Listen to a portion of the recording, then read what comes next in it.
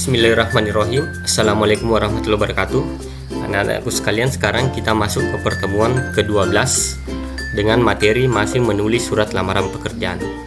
Jadi kompetensi dasar kita sudah masuk ke KD 42, yaitu menyusun surat lamaran pekerjaan. Jadi indikatornya ini, isi sistematika dan kebahasan itu kan Anda sudah paham. Nah, sekarang berdasarkan pemahaman terkait isi sistematika dan kebahasan surat, Anda diminta menyusun surat lamaran pekerjaan. Nah, materinya ya. Jadi surat lamaran kerja itu kita bisa susun berdasarkan informasi dari media, dari seseorang, pengumuman, permintaan suatu instansi atau inisiatif sendiri. Jadi ini beberapa contoh kalimat pembuka surat lamaran kerja. Kalau berdasarkan iklan, seperti ini contoh pembukanya, nanti Anda baca sendiri. Kalau informasi seseorang, contoh pembukanya seperti ini, ya, bisa Anda lihat. Kemudian kalau pengumuman resmi dari instansi, seperti ini contoh pembukanya. Kalau permohonan dari instansi pada sekolah, contoh pembukanya seperti ini. Dan inisiatif sendiri, jadi kita bisa juga menulis surat lamaran berdasarkan inisiatif sendiri saja. Tidak kita lempar saja surat lamaran kita ke perusahaan, kemana. Nah, seperti ini contoh pembukanya. Tidak ada berdasarkannya, langsung seperti ini.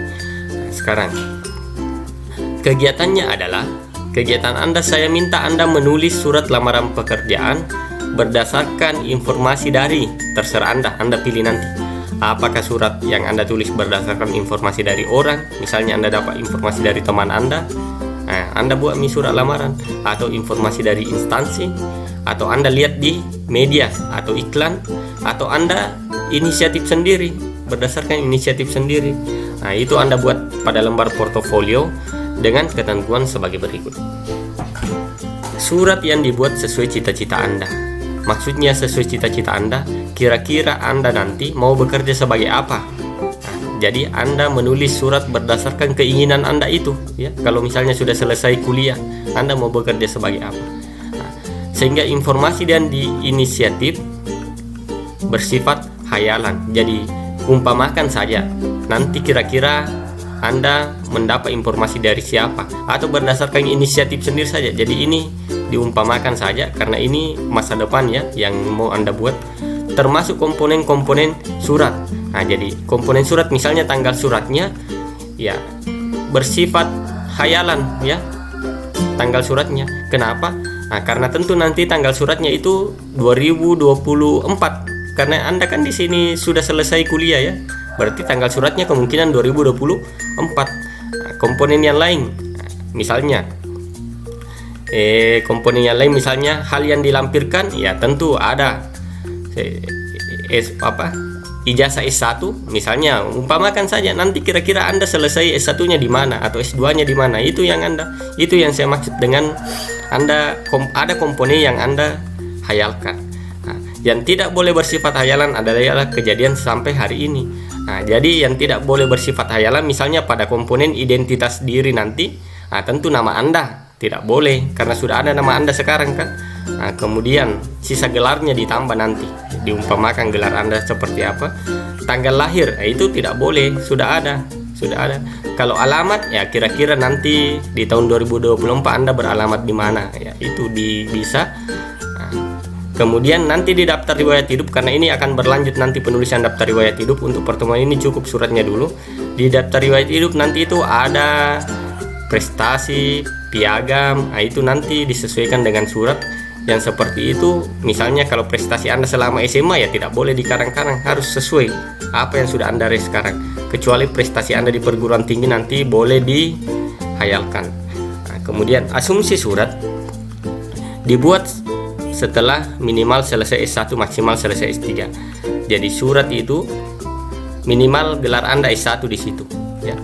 Kira-kira nanti Anda mau kuliah di mana, kasih gelar sesuai dengan itu ya, gelar Anda. Kalau selesai S3 Anda mau kuliah ya nanti nama Anda kasih gelar S3, doktor di depan seperti itu. Nah, caranya. Nah, sekarang nanti ini surat ya. Kalau ada yang kurang jelas di sini nanti dikomunikasikan saja lewat WA. Ditanyakan apa masalahnya, nanti saya kasih penjelasan di WA. Kalau masih ada yang tidak jelas terkait ini. Jadi nanti kalau misalnya Anda mau melamar bercita-cita menjadi misalnya masuk di STAN, nah tentu lamarannya ditujukan ke Menteri Keuangan nanti. Jadi kalau Anda selesai sudah mau direkrut sebagai PNS di STAN itu, tentu Anda harus mengajukan lamaran ke Menteri Keuangan yang terhormat, Menteri Keuangan Republik Indonesia. Ya, gelarnya juga ya disesuaikan apa gelarnya. Cari tahu informasi, cari di Google apa gelarnya itu kalau orang selesai di STAN. Misalnya ada yang ingin jadi dokter, ya cita-citanya jadi dokter. Nanti surat lamarannya tentu ditujukan Anda mau jadi dokter di mana. Misalnya kalau di rumah sakit tipe B Parepare, tentu lamarannya ditujukan ke Wali Kota Parepare. Permohonan sebagai PNS ya. Nah, kalau yang mau ke perusahaan ya jelas kalau perusahaan sudah banyak contoh. Nah, seperti itu nanti modelnya. Nah, nanti surat lamaran Anda ya, Anda nanti surat lamarannya dibuat saja dulu, nanti diupload di pertemuan 13 nanti di hari Kamis ya.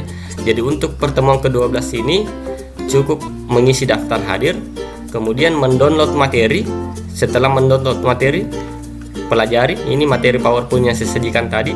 Nah, kemudian silahkan buat ya surat lamarannya.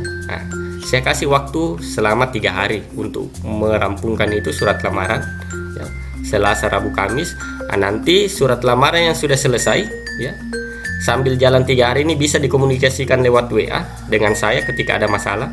Nah, nanti itu Anda upload di pertemuan ke-13.